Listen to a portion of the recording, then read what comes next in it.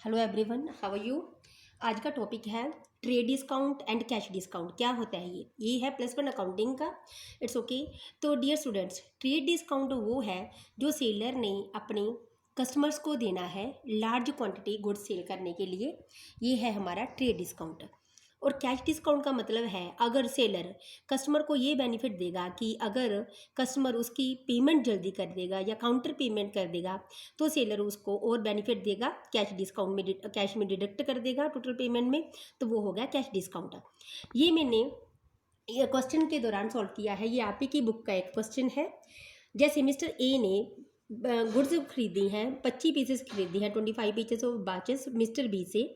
वो है एक पीस है 2000 का और उसके ऊपर जो ट्रेड डिस्काउंट है वो 10% है और प्लस CGST और SGST। ये मैंने पहले ही आपको इससे पहले जो वीडियो सेंड की है उसमें दिखाया है journal entries. Okay, CGST SGST rate 6% each and at cash discount of ₹3% on payment within 15 days from the date of the transaction pass journal entry. Okay, तो इस क्वेश्चन में आपके पास ट्रेड डिस्काउंट भी है, CGST SGST भी है और cash discount भी है। ये प्रॉपर आपने कैसे अकाउंटिंग ट्रीटमेंट करनी है प्रॉपर क्वेश्चन की, ये है। तो सबसे पहले आप नेट वैल्यू निकालिएगा। नेट वैल्यू की जो मिस्टर ए ने मिस्टर बी को टोटल प्राइस कितनी देनी है, जैसे सबसे पहले आप निकालो टोटल कॉस्ट प्राइस ऑफ एक पीस की कीमत कितनी थी 2000, टोटल पीसेस कितने थे 25। ओके, तो कितनी होगी अपनी टोटल कॉस्ट प्राइस 50,000। तो सबसे पहले आपने ट्रेड डिस्काउंट लेस करना है 50,000 के ऊपर, टोटल प्राइस के ऊपर ट्रेड डिस्काउंट 10%, ये हो गया 5,000। ये हमेशा आपने लेस करना है। फुल वैल्यू में से ट्रेड डिस्काउंट लेस कर दो, ये बन गई नेट वैल्यू। नेट वैल्यू का मतलब परचेज वैल्यू कि बी ए ने बी को कितनी पेमेंट करनी है 45,000। और क्योंकि क्वेश्चन में हमारे पास CGST और SGST भी दे रखा है, तो जो CGST और SGST है ये टोटल प्राइस के ऊपर TD लेस करने के बाद जो नेट वैल्यू आएगी उसके ऊपर लगेगा, ये ऐड होता है।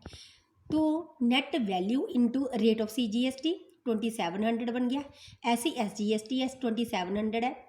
ये टोटल प्राइस आ गई। टोटल प्राइस का मतलब ए ने बी के कितने रुपए देने हैं CD से पहले। क्लियर, 50,400 ये आ गई टोटल पेबल अमाउंट। तो डियर स्टूडेंट्स, आपको पता होना चाहिए अगर क्वेश्चन में TD है, ट्रेड डिस्काउंट है, वो जर्नल एंट्रीज में नहीं दिखाई जाएगी। आपने जर्नल एंट्री शुरू करनी है net value of purchase. Clear, तो 45,000 से आप एंट्री शुरू करोगे।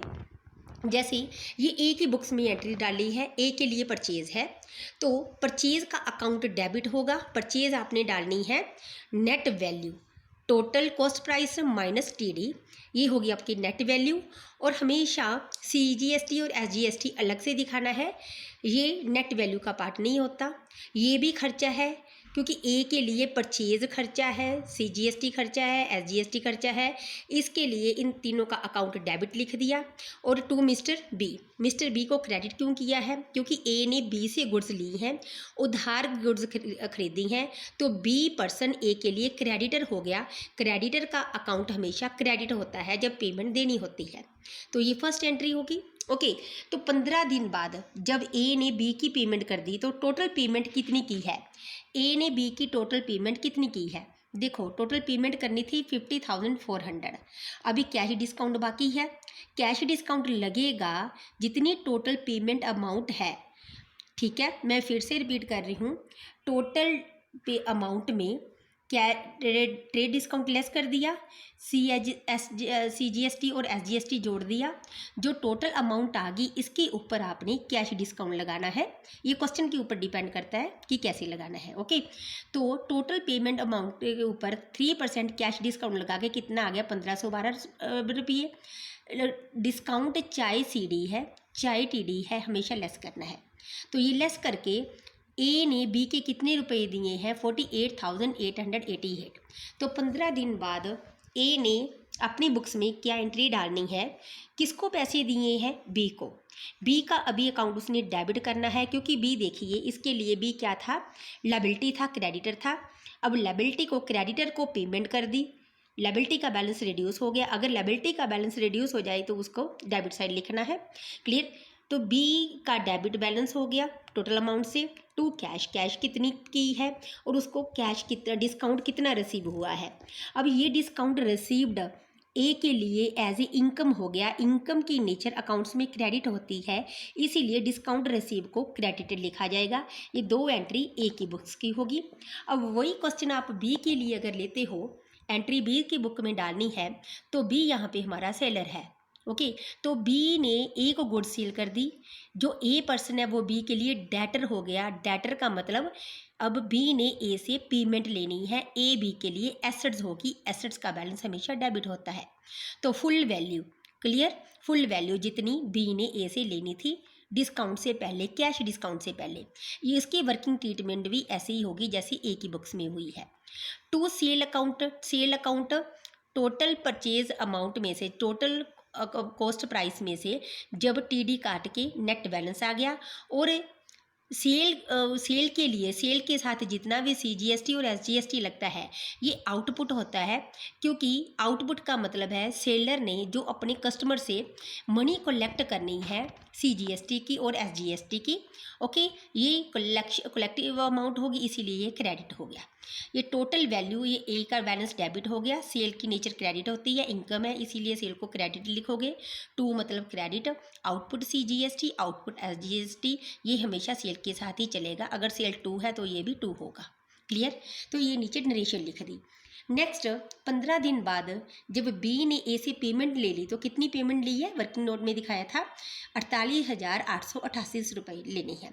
तो कितने आगे, कैश अकाउंट डेबिट लिख दिया। क्यों लिख दिया, कैश एसेट्स है, एसेट इंक्रीज होगी। ओके, एसेट अगर इंक्रीज होगी तो एसेट का बैलेंस हमेशा डेबिट रहेगा। डिस्काउंट अलाउ डेबिट, क्योंकि ये खर्चा हो गया। खर्चा मीन्स ये लॉस हो गया। बी के लिए लॉस है, जितना भी उसने डिस्काउंट और छोड़ दिया ए को। लॉस की नेचर भी डेबिट होती है, इसीलिए discount allow account debit. To mister A, to mister A क्यों लिखा है, क्योंकि ऊपर वाली एंट्री देखो, मिस्टर ए इसके लिए डेटर था, एसेट थी। अभी एसेट डिक्रीज होगी क्योंकि उसने पेमेंट कर दी। जब भी एसेट डिक्रीज होगी उसका बैलेंस क्रेडिट जाएगा, टू में जाएगा। क्लियर। ये अपने नरेशन लिख दी। और डियर स्टूडेंट्स, ये आपने बात ध्यान रखनी है, ये तो अपनी अकाउंटिंग ट्रीटमेंट थी जब आपने सीडी दिया है सीजीएसटी और एसजीएसटी ऐड करने के बाद। क्योंकि ये लिखा है जो सीडी है ऑन पेमेंट है। ऑन पेमेंट का मतलब बाकी जो बैलेंस बचेगा उसमें। अगर आपके पास क्वेश्चन में जो कैश डिस्काउंट है वो पहले दिया होगा सीजीएसटी और एसजीएसटी से, मीन्स ट्रेड डिस्काउंट लेस करने के बाद दिया होगा, तो आपने क्वेश्चन में पहले total cash value, total cost price में से आपने पहले टीडी लेस करना है और उसके बाद आपने कैश डिस्काउंट लेस करना है, उसके बाद आपने टैक्स लगाना है। ये डिपेंड करेगा क्वेश्चन के ऊपर, क्वेश्चन कैसे दिया हुआ है। It's okay. तो मेरी वीडियोस देखने के लिए, नेक्स्ट वीडियोस देखने के लिए subscribe my this channel commerce classes bye Nishu madam.